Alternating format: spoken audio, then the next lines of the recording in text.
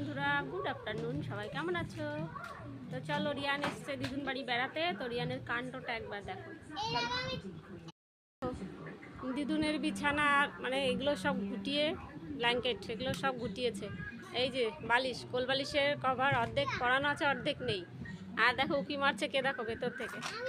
দেখো এটা একটা ঘর বানিয়েছে। হ্যাঁ হ্যাঁ, একটু একটু বেরিয়ে এসো, দেখি তোমার মুখটা দেখা যাচ্ছে না। এসো, হ্যাঁ এবার ঠিক আছে, এবার তাকাও। হ্যাঁ দেখো।